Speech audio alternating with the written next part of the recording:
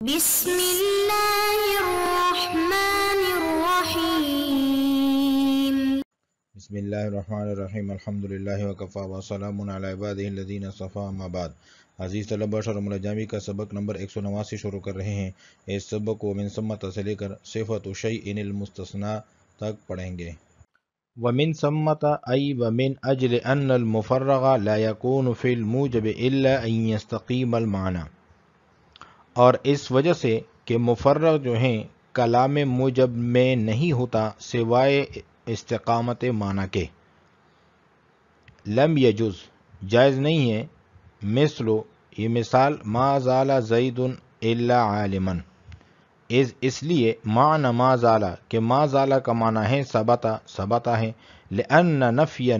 کیونکہ نفی کا نفی جو ہے اثبات ہوتا ہے، فیکون المعنی پس معنی ہوگا ثبت زید کہ ثابت ہے زید دائما ہمیشہ علی جمیع الصفات اپنے تمام صفات پر، الا علی صفت العلم سوائے صفت علم پر، فلا یستقیم المعنی پس معنی درست نہیں ہوتا۔ وقال الشارح الرزی، شارح رضی فرماتے ہیں یمکن ان یحمل الصفات علی ما، کہ ممکن ہے کہ محمول کیا جائے صفات کو ان صفات پر، یمکن ان یکون زید علیہا کہ جس پر زید کا متصف ہونا ممکن ہو، مما یہ مما جو ہے اس ما کا بیان ہے، یعنی وہ صفات لا یتناقض جو آپس میں متضاد نہ ہو، ویستثنى من جملتها العلم اور مستثنی کیا جائے ان تمام صفات سے علم کو، او یحمل ذلك علی المبالغۃ یہ اس کو محمول کیا جائے مبالغے پر، فی نفی صفت العلم صفت علم کی نفی میں، کأنک قلتا گویا کہ آپ نے یوں کہا، امکنا کہ ممکن ہے ان یحصل فیہ جمیع الصفات کہ زید میں تمام صفات حاصل ہوں، الا صفت العلم مگر علم کی صفت حاصل نہ ہو سوائے صفت علم کے، وعلی تقدیرین ان دونوں تقدیروں کے مطابق یندرج مثال مذکورہ مثال جو ہے وہ درج ہو جائے گی فی صورت الاستقامت استقامت معنی کی صورت میں، ولا یخفی علی المتفطن ذہین آدمی پر یہ بات مخفی نہیں ہے، انہ یمکن کہ ممکن ہے بمثل هذه التاویلات ان تاویلات کی مثل، ارجاع یہ ارجاع جو ہے یمکن کا فاعل ہے، ارجاع جمیع المواد الایجابیت مواد ایجابیہ کے تمام مثالوں کو لوٹانا، عند الاستثناء استثناء کے وقت الی صورت الاستقامت استقامت معنی کی صورت کی طرف، کما یقال جیسے کہ کہا جاتا ہے، مثلا فی قول کا آپ کے مثال کے طور پر آپ کے اس قول میں ضربنی الا زید، اس سے مراد ہے المراد کل من یتصور منہ ہر وہ شخص جس کے بارے میں یہ متصور کیا جاتا ہے، الضرب مارنا، من معارف کا آپ کے جاننے والوں سے، او المقصود منہ المبالغۃ یا اس سے مقصود ہے مبالغہ، فی غلو المجتمعین جمع ہونے والوں کے غلو میں، علی ضرب کا تیرے مارنے کے لیے، وَإِذَا تَعَذَّرَ الْبَدَلُ مِنْ حَيْثُ حَمْلِهِ بدل کے حمل کے اعتبار سے جب حمل متعذر ہو جائیں، علی اللفظ لفظ پر، ای لفظ المستثنی منہ مستثنی منہ کے لفظ پر، فعلی الموضع ان یحمل علی موضع المستثنی منہ یعنی محمول کیا جائے گا مستثنی منہ کی جگہ پر، لا علی لفظی نہ کہ مستثنی منہ کے لفظ پر، عملا بالمختار عمل کرتے ہوئے مختار پر، علی قدر الامکان امکان کی حد تک، جیسا کہ ما جاءنی من احد الا زید، فزید اس مثال میں جو زیدن ہے بدل ہے، مرفوع ہے، محمول علی موضع احدین کی جگہ پر محمول ہے، لا مجرور نہ کہ مجرور ہے، محمول علی لفظی کہ محمول ہو احدین کے لفظ پر، ومثل لا احد فیہا ای فی دار الا عمر فعمر مرفوع اس مثال میں عمر مرفوع ہیں، محمول ہیں علی محل احدا کی جگہ پر، لا علی لفظی نہ کہ احدا کے لفظ پر، ومثل ما زید شیئا الا شیء لا یؤبو به ای لا یعتد به فشیء اس مثال میں شیء جو ہیں مرفوع ہیں، محمول ہیں علی محل شیئا کے محل پر، لا منصوب علی لفظه نہ کہ منصوب ہیں شیئا کے لفظ پر، وقوله لا یؤبو به کا جو قول ہے، لیس فی کثیر من النسخ اکثر نسخوں میں نہیں ہے، وعلی ما وقع فی بعضها، اور جن بعض نسخوں میں واقع ہیں، فہو صفت الشیء المستثنى، یہ شیء ان کی صفت ہیں جو کہ مستثنی ہیں۔ ومن ثمة أي ومن أجل أن المفرغ لا يكون في الموجب إلا أن يستقيم المعنى لم يجوز مثل ما زال زيد إلا عالما۔ مقبل میں کہا تھا کہ چونکہ کلام موجب میں عام طور پر معنی درست نہیں ہوتا، جب اس میں معنی صحیح ہو تو اس پر عامل کے اقتضاء کے مطابق اعراب آتا ہے۔ یہاں سے اسی پر تفریق کرتے ہوئے مصنف نے ایک ایسی مثال دی ہے جس میں کلام موجب ہے اور معنی کے عدم استقامت کی وجہ سے یہ مثال جائز نہیں ہے۔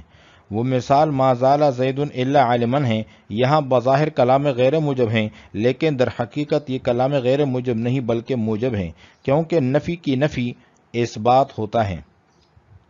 ما نفی کے لیے ہے اور زالہ بھی نفی کے لیے ہے، تو ما زالہ کا معنی ہوگا ثابتہ، یعنی ثابت ہو گیا، اس سے یہ کلام موجب بن گیا۔ اب یہ معنی بنے گا کہ زید ہمیشہ رہا مگر عالم، یعنی زید تمام صفات کے ساتھ متصف رہا مگر عالم کی صفت اس میں نہ رہی۔ یہ بات درست نہیں، کیونکہ جمیع صفات تو متضادہ ہیں جو ایک وقت میں کسی ایک آدمی میں نہیں پائی جا سکتی۔ مثلا ایک شخص جاگ بھی رہا ہو اور سو بھی رہا ہو، سفید بھی ہو کالا بھی ہو، عالم بھی ہو جاہل بھی ہو، کڑا بھی ہو بیٹا بھی ہو، یہ نہیں ہو سکتا، کیونکہ یہ صفات مختلف اور باہم متضاد ہیں جو بیک وقت ایک شخص میں نہیں پائی جا سکتی۔ اس لیے یہ معنی صحیح نہیں کہ زید صفت علم کے علاوہ باقی تمام صفات کے ساتھ متصف رہا ہو، یہ معنی درست نہیں ہے۔ لہٰذا جب معنی صحیح نہیں ہے تو یہ مثال بھی درست نہیں ہے۔ ومن ثمة أي ومن أجل أن المفرغ، اس وجہ سے کہ مفرغ جو ہیں لا يكون في الموجب، نہیں ہوتا موجب میں، کلام موجب میں، الا ان يستقيم المعنى، سوائے استقامت معنی کے، یعنی جب معنی درست ہو تو کلام موجب میں بھی مفرغ ہوتا ہے۔ لم يجوز، جائز نہیں ہے، مثل ما زال زید الا عالما کی مثال، اس لیے معنی ما زال کہ ما زال کا معنی ہے ثبتا، کیوں؟ لأن نفی اثبات، کیونکہ نفی کا جو نفی ہے وہ اثبات ہوتا ہے، ما بھی نافیہ ہے اور زال کا معنی بھی نفی ہے، زائل ہونا۔ فیکون المعنی ثبت زید دائما علی جمیع صفات، کہ ثابت رہا زید اپنے تمام صفات پر، الا علی صفت العلم، مگر صفت علم پر وہ ثابت نہ رہا، ہمیشہ ثابت نہ رہا، فلا یستقیم المعنی، پس معنی درست نہیں ہوتا۔ وقال الشارح الرزي يمكن أن يحمل الصفات على ما يمكن أن يكون زيد عليها مما لا يتناقض۔ شارح رضی نے اس مثال کو یعنی ما زال زید الا عالما کو درست قرار دینے کے لیے دو توجیحات ذکر کی ہیں۔ شارح علامہ جامی رحمہ اللہ ان کو نقل فرما رہے ہیں۔ پہلی توجہ یہ ہے کہ ہم جب ما زال زید الا عالما کہتے ہیں تو اس مثال میں صفات سے ہماری مراد وہ صفات ہوتی ہیں جو باہم متضاد نہ ہوں اور جو شخص واحد مثلا زید میں ایک وقت میں جمع ہو سکتی ہیں، اور ان صفات سے الا عالما کہہ کر استثناء کیا گیا ہو کہ زید میں اور بہت سی صفتیں ہیں لیکن اس میں علم کی صفت بالکل نہیں۔ اب معنی صحیح ہو جائے گا۔ لہٰذا رضی نے معنی کو درست قرار دینے کے لیے یہ پہلی توجہ کی ہے، اور دوسری توجہ یہ ہے کہ اس کلام کو مبالغے پر محمول کیا جائے، اور جب کسی کلام کو مبالغے کے طور پر بولتے ہیں تو اس وقت اس کا حقیقی معنی مراد نہیں ہوتا بلکہ مجازی معنی مراد ہوتا ہے۔ یہاں اس مثال میں زید سے صفت علم کی نفی میں مبالغے کے طور پر یہ کلام کی گئی ہے کہ گویا یوں کہا گیا ہے کہ زید میں سب صفات جمع ہو سکتی ہیں لیکن علم اس میں نہیں ہو سکتا۔ ان دونوں توجیحات کی صورت میں معنی صحیح ہو جائے گا۔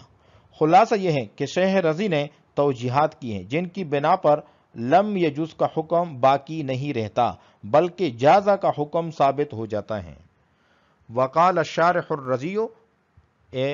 شارح رضی فرماتے ہیں یمکن کہ ممکن ہے ان یحمل الصفات علی ما، کہ محمول کیا جائیں صفات کو ان صفات پر، یمکن ان یکون زید علیہا، کہ جن صفات پر زید کا متصف ہونا ممکن ہو، مما لا یتناقض، یعنی وہ صفات جو باہم متضاد نہ ہوں، وَيُسْتَثْنَى مِن جُمْلَتِهَا الْعِلْمُ، اور مستثنی کیا جائے ان تمام صفات سے علم کو.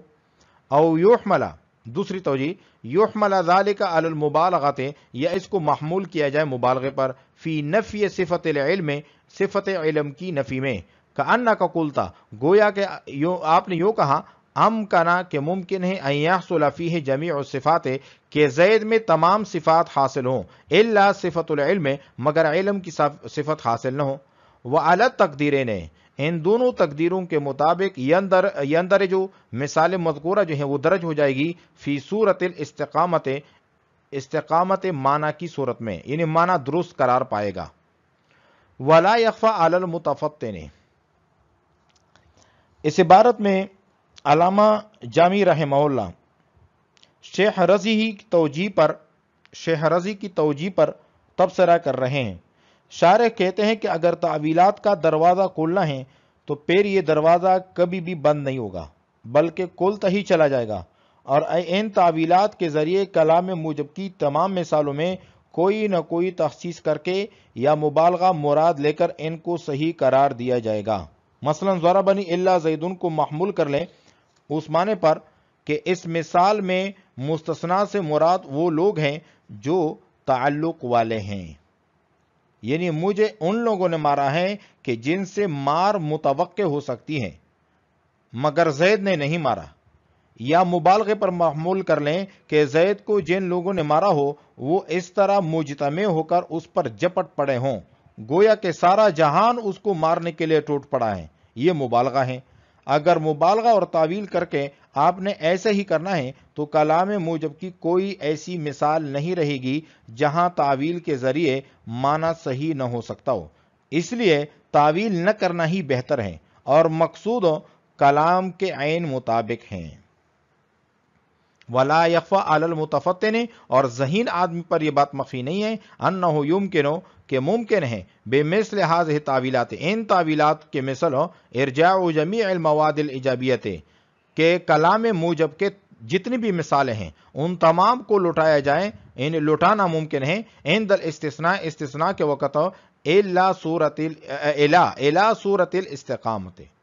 صورت استقامت کی طرف، کہ معنی درست ہیں اور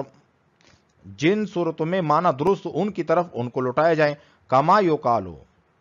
جس طرح کہ کہا جاتا ہے، مثلا مثال کے طور پر، فی قول کا، آپ کے اس قول میں، ضربنی الا زید، المراد، اس سے مراد دیا جائے، کل من یتصور منہ الضرب، ہر وہ شخص جس سے ضرب متصور کیا جا سکتا ہے، من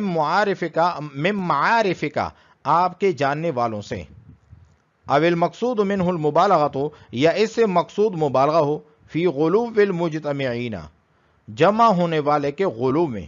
علی ضرب کا، آپ کے مارنے کے لیے. وَإِذَا تَعَذَّرَ الْبَدَلُ مِنْ حَيْثُ حَمْلِهِ عَلَى اللَّفْظِ، اس سے پہلے یہ بیان کیا گیا تھا کہ اگر مستثنیٰ کلام غیر موجب میں واقع ہو اور مستثنیٰ منہ مذکور ہو تو مستثنیٰ پر نصب بھی جائز ہے اور مستثنیٰ منہ سے بدل قرار دینا تو زیادہ بہتر ہے. اس کی تفصیل گزر چکی ہے. اب مصنف یہ فرما رہے ہیں کہ چونکہ بدل مختار ہیں اس لیے جہاں تک ممکن ہو بدل والی صورت پر عمل کیا جائے گا. اگر مستثنیٰ منہ کے لفظ سے بدل کرنا صحیح نہ ہو تو محل کے اعتبار سے بدل قرار دیا جائے گا. آنے والی تمام مثالیں ایسی ہیں جن میں مستثنیٰ کو مستثنیٰ منہ کے محل سے بدل قرار دیا گیا ہے. پہلی مثال ہے، ما جاءنی من احد الا زید، تو یہاں پر زیدن کا حمل کیا گیا ہے من احدن، یعنی احدن کی جگہ پر، نہ کہ احدن کے لفظ پر. اس کی وجہ یہ ہے کہ اس مثال میں من استغراقیہ ہیں جو نفی میں آتا ہے، اس بات میں نہیں آتا. اسی وجہ سے ما جاءنی من احدن کہنا صحیح ہے. جب الا آیا تو اس نے نفی کو ختم کر دیا اور الا کے مابعد کو اس بات میں تبدیل کر دیا. اب اگر لفظوں پر حمل کرتے ہوئے یوں پڑھیں، ما جاءنی من احد الا من زیدن، تو گویا یہ مثال یوں بن جائے گی، جاءنی من زیدن، تو من اس بات پر آ جائے گا، حالانکہ من اس بات پر نہیں آتا. معلوم ہوا کہ یہاں پر من کا عمل دخل نہیں ہے، اور جب من کا عمل دخل نہیں ہے تو لفظوں سے بدل نہیں بن سکتا. تو جب لفظوں پر حمل نہیں ہو سکتا تو ہم احدن کے محل پر اس کا حمل کریں گے، لہذا زیدن جو ہیں احدن سے محل کے اعتبار سے بدل ہیں اور احدن محلن مرفوع ہیں، کیونکہ یہ ما جاءنی کا فاعل ہے، اور جب زید کو احدن کے محل پر حمل کریں گے تو احدن کا محل رفع ہے، اس لیے زیدن کو مرفوع پڑھیں گے، جیسے ما جاءنی من احدن الا زیدن میں زیدن مرفوع ہیں۔ مستثنیٰ کا لحاظ کرتے ہوئے منصوب پڑھنا بھی جائز ہے، لیکن مختار پر عمل کرتے ہوئے اس کو مستثنیٰ منہ کے محل سے بدل بنا کر زید کو مرفوع پڑھنا اولا ہے۔ وَإِذَا تَعَذَّرَ الْبَدَلُ مِنْ حَيْثُ حَمْلِهِ، اور جب متعذر ہو جائے بدل کے حمل کے اعتبار سے، لفظ پر ای لفظ المستثنى منہ، مستثنیٰ منہ کے لفظ پر، فعلی الموضع ان یحمل علی موضع المستثنى منہ، کہ بدل کو محمول کیا جائے مستثنیٰ منہ کی جگہ پر، لا علی لفظہ، نہ کہ مستثنیٰ منہ کے لفظ پر، عملا بالمختار، عمل کرتے ہوئے مختار پر، علی قدر الامکان، امکان کی حد تک، جیسے کہ مثل ما جاءنی من احد الا زیدن، فزید بدل، اس مثال میں زیدن جو ہے بدل ہے، مرفوع ہے،